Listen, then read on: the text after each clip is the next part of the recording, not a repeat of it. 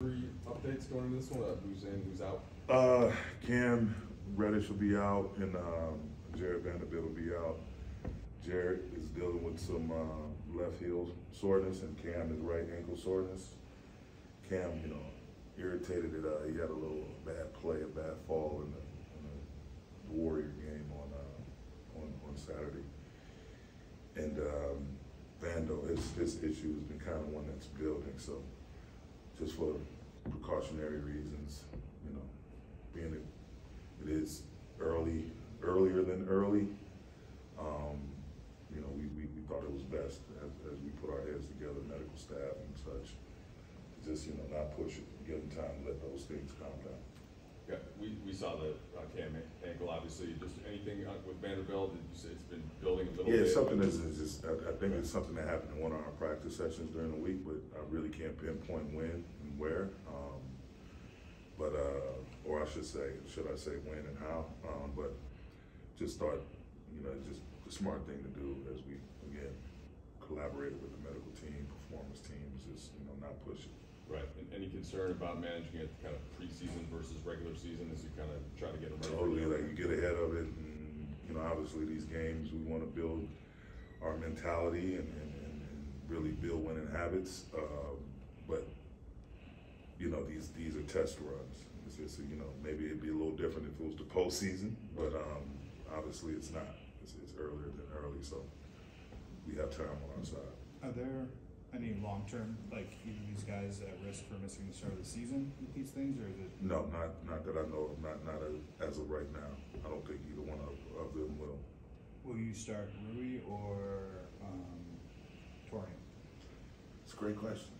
One that I'm not going to answer right now, but appreciate the attempt. I thought it was a test run. I thought it was. Yeah, I know. I gave the starting five. Well, you can't expect that every game.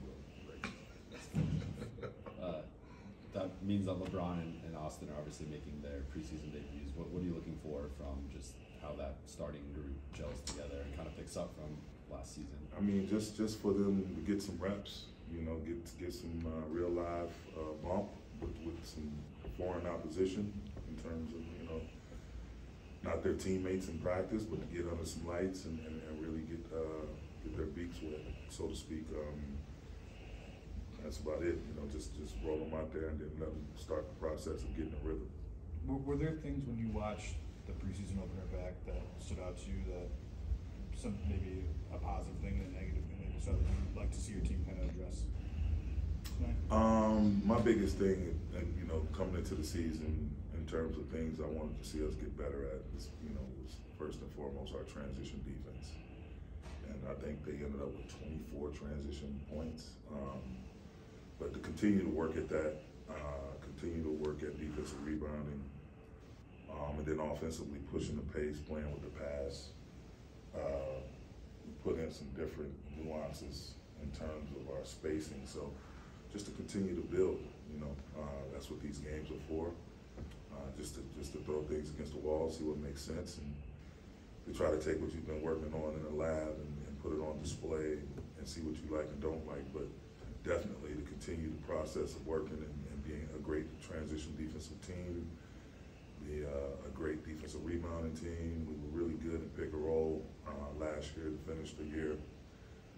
Our closeouts, our contests, keeping the ball out of the paint, to continue to improve with that.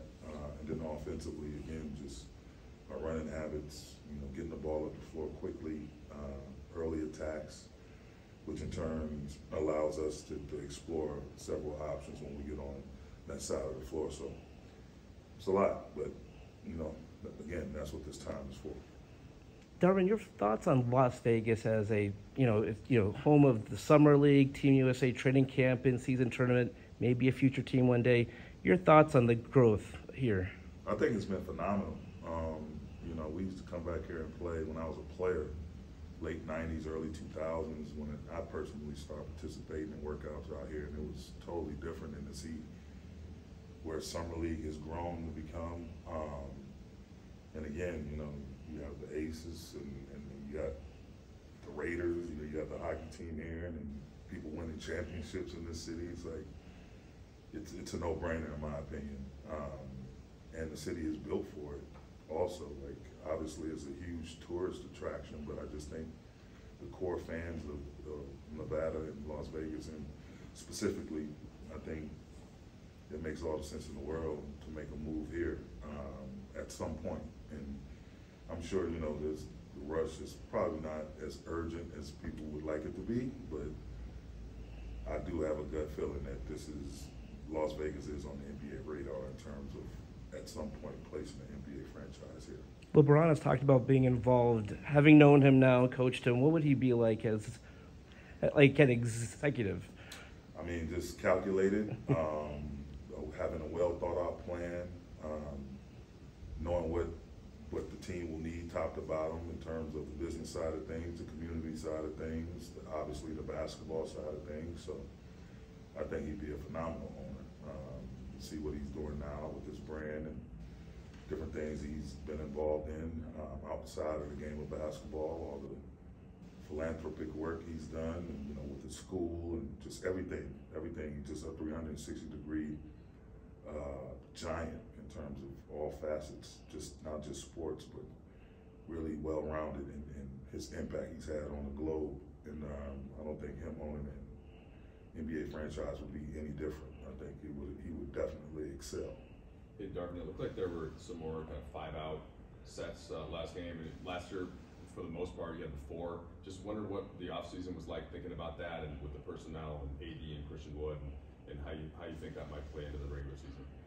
I mean, and just taking a look at it, along with my coaches, you know, Phil Handy, Jordan Ott, JD Dubois, just all of our coaches for that matter, you know, just seeing the different areas on the floor where our guys can be most effective, and getting AD back in that trail position with more than capable three-point shooters on both sides, where he can go weak side, go strong side, or just have them occupy the defense, the other 4 guys on the defense off the ball while he goes and tries to break down his own man. So it just makes sense. And we have a team full of guys that can all dribble, pass, and shoot, who are all young, athletic, fast, quick, that can make plays off the dribble from a face-up position. So, and it's, you know, organically, it's something they've been used to. And it was a similar system that they ran when they won the championship in 2020. So we just wanted to bring that back, some remnants of it.